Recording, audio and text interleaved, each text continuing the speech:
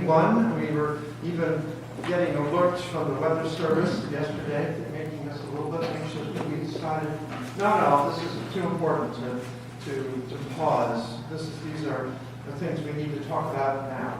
We have a rule at church to never start early. We do like to start on time, so there may be a few still wandering in. I just want to say a word about why we're here and who we're going to hear from this evening. Downstairs, if you happen to wander into our classroom for the youngest in the parish, it's called the Godly Play Room. Isn't that a great name? And on the wall is written, "I wonder, ... And it's frankly a thought, a perspective, a way that has kind of made its way upstairs into the rest of our life. And we find ourselves wondering about all sorts of questions in this good place. Many of you are here every week, a couple times a week, and know about that. We have a ministry here called our Health Ministry. It's now about 10 years old.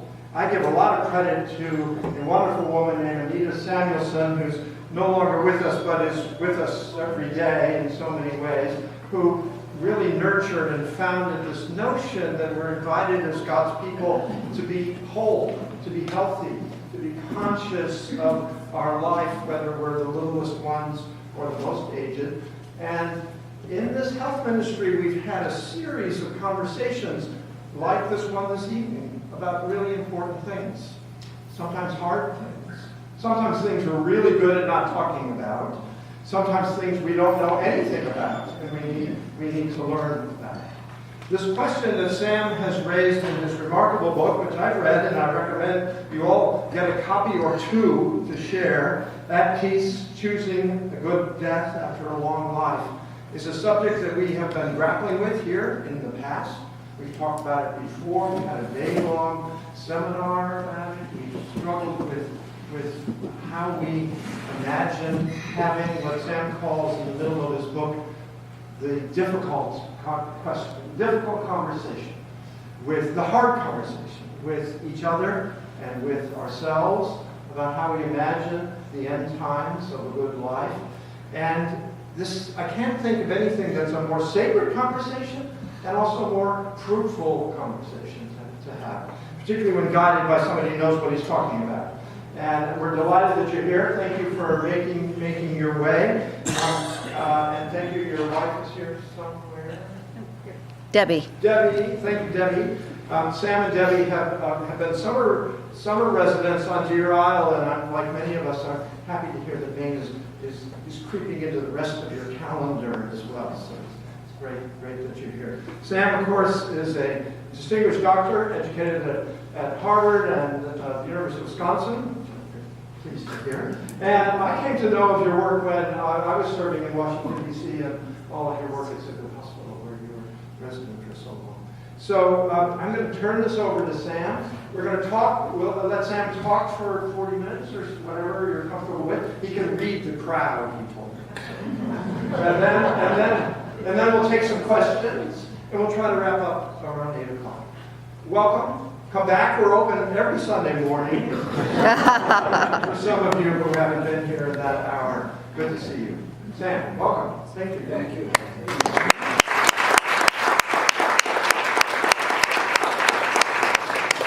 Well, thank you, Tim, and thank you to Terry Ann and Robin for putting this evening together. Thank you to David and Heidi Fitz, my friends from decades ago, who have been hosting us for the evenings, and thank you all for coming. I don't actually have a set time frame. When I speak to doctors or lawyers, I have to go for 50 minutes, because then they don't get education, because they don't have to ask any questions because they already have all the answers. So I will speak for less than that today, and if I cut off a thought, it's because I'm trying to move on to the next one and leave plenty of time for questions afterwards, because I think a dialogue is, I'm actually more comfortable with that in this kind of setting. I'd like to say that I came to, I wrote this book because I have seen too many elderly patients die medicalized deaths. When I came to this project, I went to the CDC website for statistics and saw that, or calculated that in 2013, 65,000 people over the age of 85 died in intensive care units in the United States. And to some that's a small number, to others it's a large number.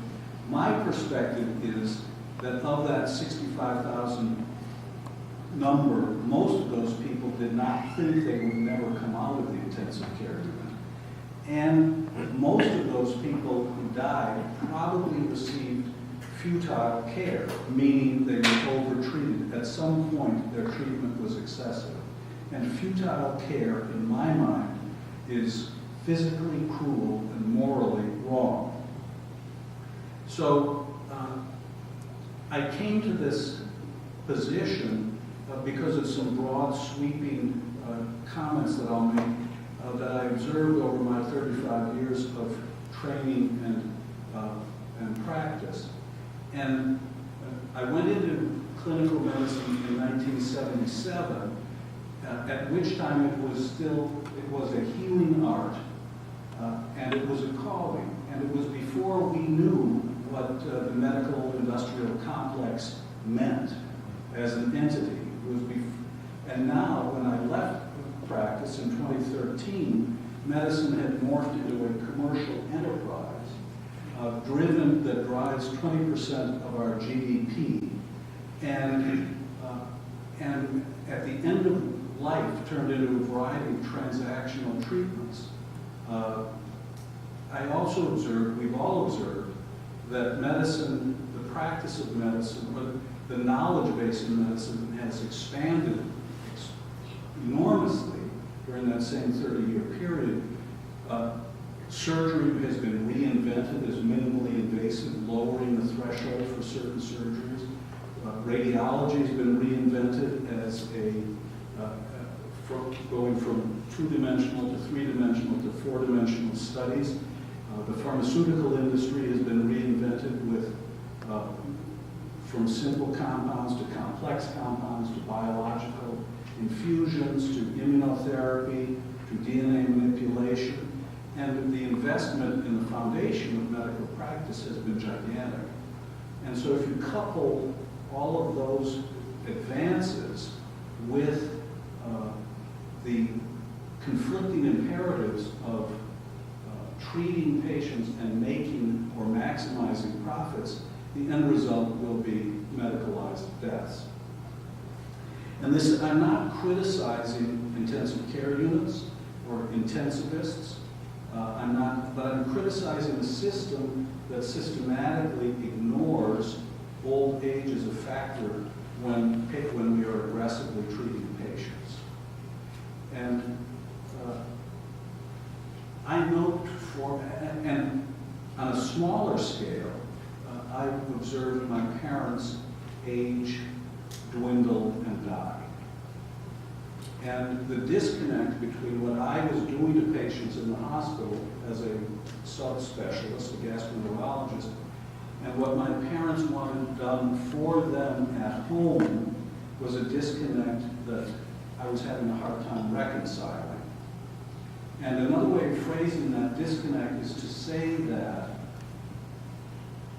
when studied, 80 to 90% of elderly patients express a preference to die at home as quietly as possible.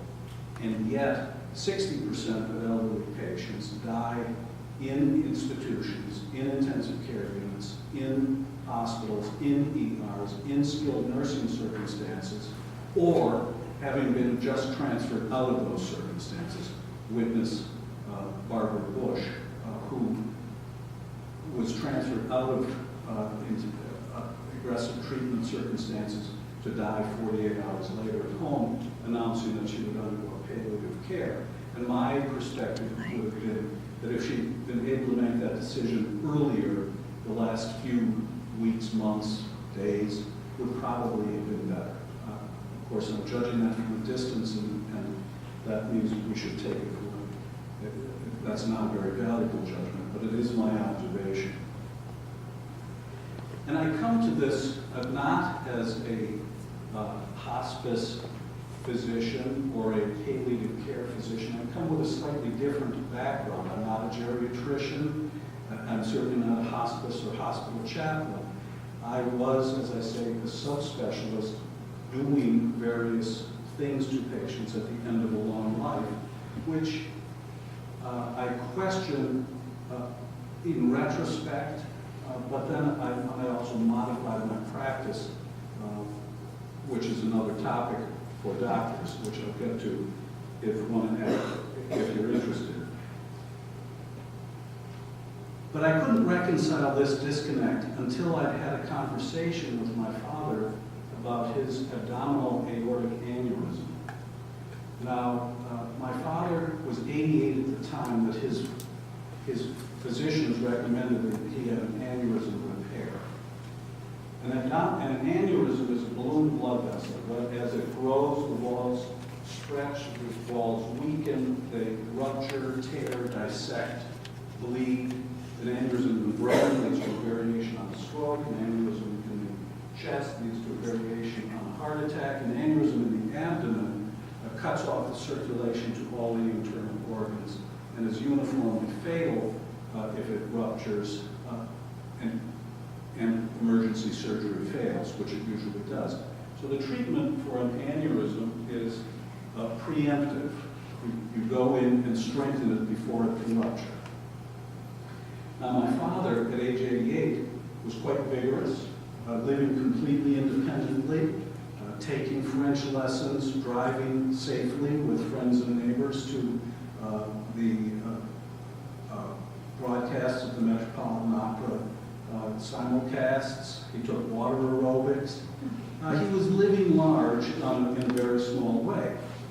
But he was, and because of this, 2 internists and 3 surgeons recommended that he have an open abdominal operation to wrap his aneurysm and strengthen it. Open the abdomen, expose the aorta, which is in the back, wrap it with Gore-Tex.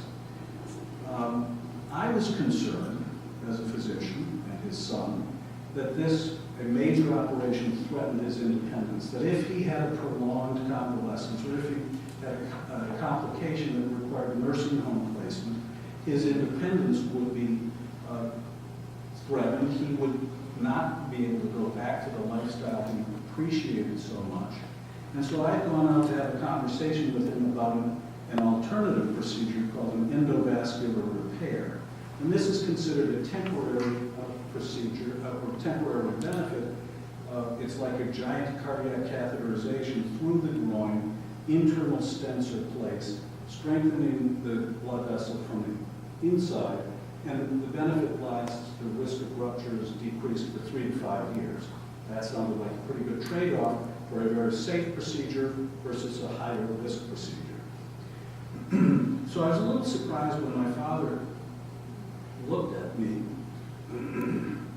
He raised his fingers, he thrust his jaw, he furrowed his brow, and he said, "Sam, why would I want to fix something that is going to carry me away the way that I want to go, quickly and decisively?"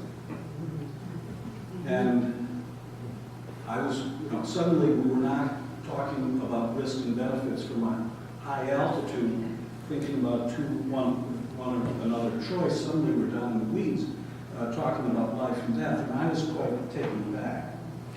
And for the medical people in the audience who understand that an aortic aneurysm rupture is a random event and hugely painful, this sounds like my father was terribly naive. But he wasn't as naive as it sounds, because he had witnessed one of his legal clients die of a rupture